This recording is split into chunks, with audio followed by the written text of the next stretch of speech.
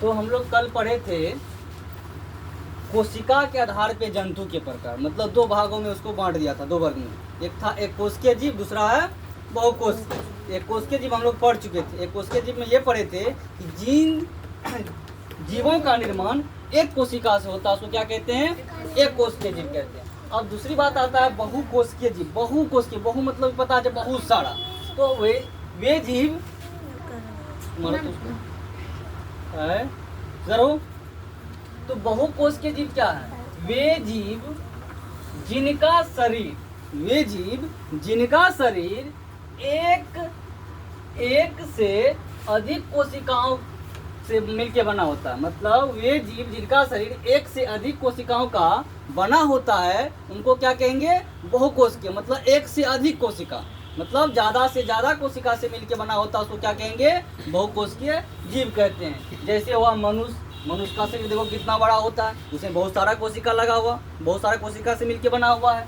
उसके बाद पशु पक्षी देखो कितने बड़े होते हैं, पेड़ पौधा इत्यादि। ये सारे के सारे क्या है? बहुकोशिकीय जीव है, क्योंकि इनका शरीर का निर्माण जो है एक से अधिक कोशिका से मिलके हुआ है।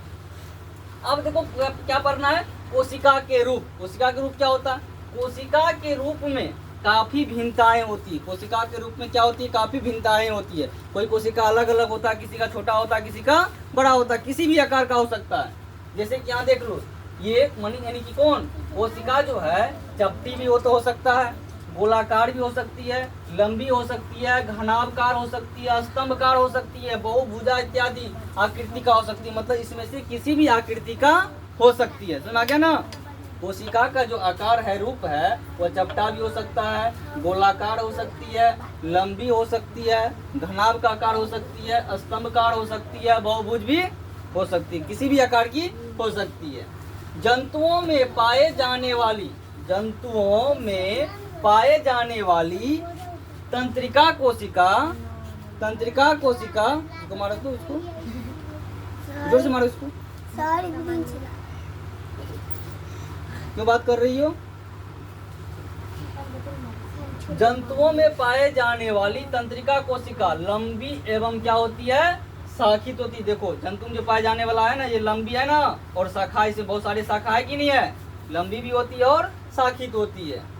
अब देखो चपटा कैसा होता है? इस तरह का होगा तो समझ जाना ये चपटाकार है, इस तरह का होगा तो घनाकार है, और ये स्तंभकार है, और इस तरह का है तो गोलाकार है, और ये अमीबा है। ये लंबी तंत्रिका का ये क्या है? चित्र है। ये तंत्रिका का कोशिका क्या है? चित्र है। ये लंबी भी है और शाखित भी है। उसके बाद कोशिका की आकृति के बारे में बताए थे।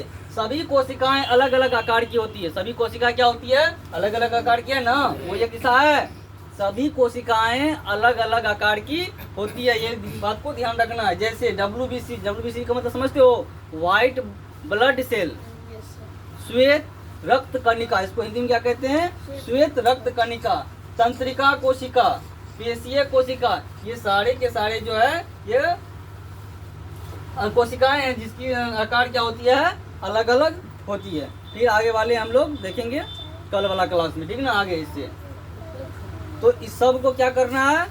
कॉपी में नोट करना और इसको याद भी करना। ही नहीं कॉपी में भर लेंगे और छोड़ देंगे। तो कॉपी में लिखना भी जरूरी है और इसको याद भी करना है, ठीक है?